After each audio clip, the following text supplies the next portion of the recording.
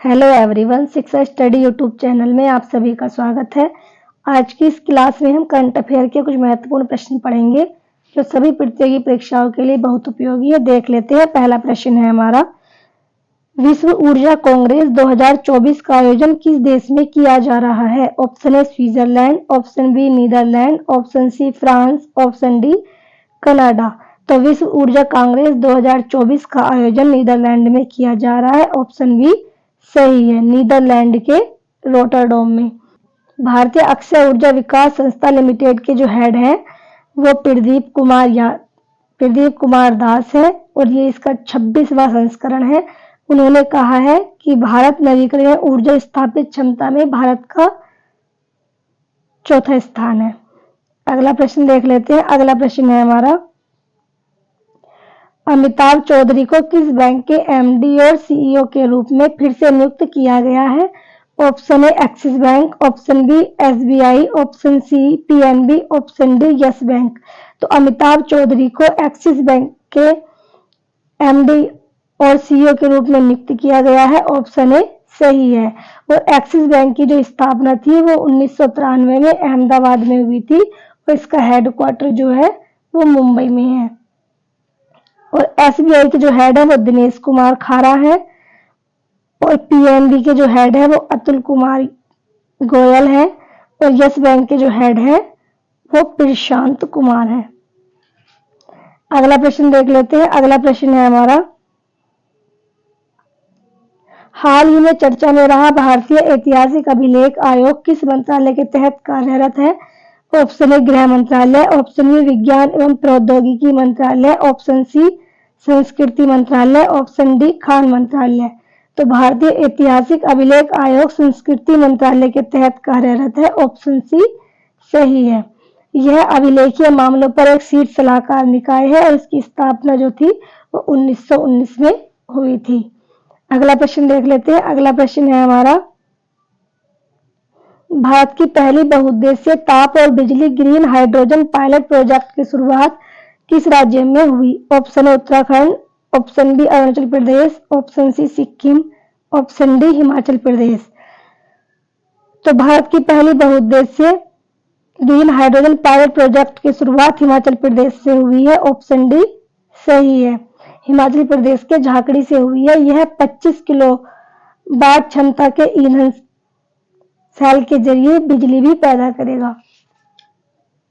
अगला प्रश्न देख लेते हैं। अगला प्रश्न है हमारा, सुब्रमण्यम धारेश्वर का निधन हो गया। वह किस लोक नृत्य के एक प्रसिद्ध गायक थे? Option A garba, option B Kathakali, option C Kathak, option D Yakshagana. तो सुब्रमण्यम धारेश्वर ये यक्षगान के प्रसिद्ध गायक थे। ऑप्शन डी सही है और इनका निधन हो गया है। ये 67 ईयर्स के थे जब इनका निधन हुआ है और इन्होंने 46 वर्षों तक एक प्रसिद्ध गायक के रूप में कार्य किया है और यक्षगान जो है वो कर्नाटक का प्रसिद्ध लोकगीत है।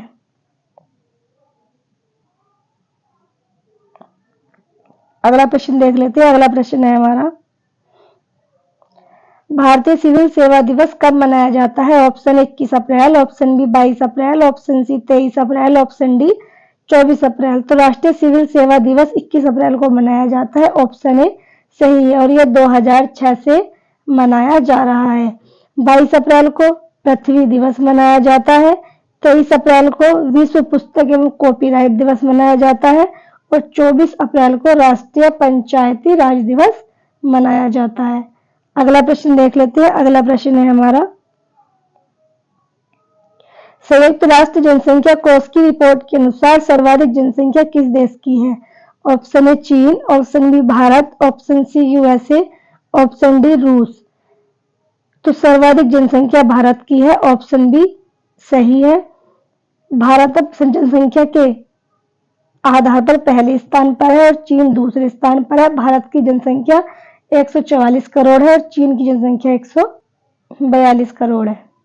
ये थे हमारे आज की करंट अफेयर के कुछ प्रश्न। अब पिछले प्रश्नों का रिवीजन कर लेते हैं। पहला प्रश्न है हमारा, राष्ट्रीय रक्षा विश्वविद्यालय ने डिफेंस इनोवेशन के लिए किस देश के स्टारडस्ट एरोस्पेस के साथ हाथ मिलाया है? तो उन्होंने फ्रांस के साथ मिलाया है। ऑप्शन बी सही है।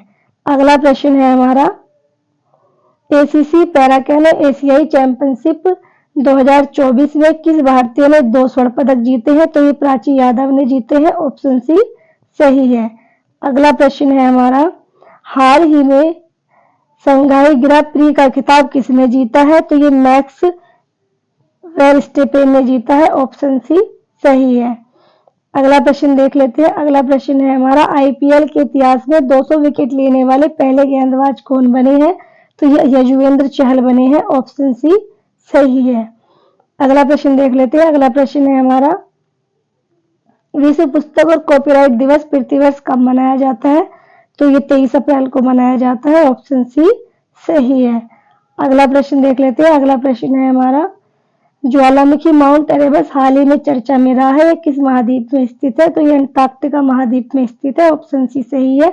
यह इसलिए चर्चा में है क्योंकि इस ज्वालामुखी से 6000 डॉलर प्रतिदिन गोल्ड डस्ट प्राप्त हो रही है।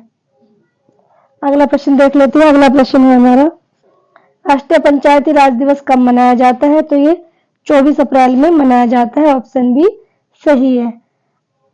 अगला प्रश्न देख लेते हैं। अगला प्रश्न है हमारा, हाल ही में किस देश की संसद ने टिकटॉक पर प्रतिबंध लगाने वाले विधेयक को मंजूरी दी है? तो ये यूएसए की संसद ने मंजूरी दे दी है, ऑप्शन सी सही है। यूएसए की संसद का नाम है कांग्रेस। अगला प्रश्न देख लेते हैं। अगला प्रश्न है हमारा, Stockholm International Peace Research Institute के अनुसार 2023 में रक्षा पर सर्वाधिक खर्च करने वाला चौथा देश कौन सा है? तो वो भारत है, ऑप्शन बी सही है, जो चौथे नंबर पर है। इसमें पहले नंबर पर यूएसए है, दूसरे पर चीन है और तीसरे पर रसिया है। भारत का स्थान इसमें चौथा है। अगला प्रश्न देख लेते हैं। अगला प्रश्न है हमारा, सी.डॉट ने 5G नेटवर्क की दक्षता बढ़ाने के लिए किसके साथ समझौता किया है? तो इसमें आईआईटी जोधपुर के साथ समझौता किया है, ऑप्शन बी सही है। अगला प्रश्न है हमारा, टाटा पावर सोलर सिस्टम ने किस बैंक के साथ रणनीतिक सहयोग की घोषणा की है? तो इसने इंडियन बैंक के साथ की है, ऑप्शन डी सही है। अगला प्रश्न देख लेते हैं। अगला प्रश्न है हमारा, तीरंदाजी विश्व कप 2024 का आयोजन कहाँ किया जा रहा है? तो यह आयोजन चीन के शंघाई में किया जा रहा है, ऑप्शन बी सही है। अगला प्रश्न देख लेते हैं। अगला प्रश्न है हमारा, पिरबोबो सुबियांतो को किस देश के नए राष्ट्रपति के रूप में नियुक्त किया गया? तो ये इंडोनेशिया के नए राष्ट्रपति के रूप में नियुक्त किया गया है, ऑप्शन सी सही है। अगला प्रश्न है हमारा, हाल ही में अंतर्राष्ट्रीय आपदा प्रतिरोधी बुनियादी ढांचा सम्मेलन का 6वां संस्करण कहाँ हुआ है? तो ये नई दिल्ली में हुआ है, ऑप्शन डी सही है। अगला प्रश्न है हमारा, हाल ही में नासा ने ड्रैगनफ्लाई रोवरक्राफ्ट मिशन कहाँ भेजने की घोषणा की है? तो ये टाइटन पर भेजने की घोषणा की है, ऑप्शन सी सही है। और टाइटन जो है शनि ग्रह का एक उपग्रह है। अगला प्रश्न देख लेते हैं। अगला प्रश्न है हमारा, हाल ही में मतदान केंद्रों पर कतारों की जानकारी के लिए हरियाणा द्वारा कौन सा ऐप लॉन्च किया गया है? तो वोटर इन क्यू ऐप लॉन्च किया गया है, ऑप्शन बी सही है। और ये बूथ राब्ता ऐप जो है ये पंजाब द्वारा शुरू किया गया है।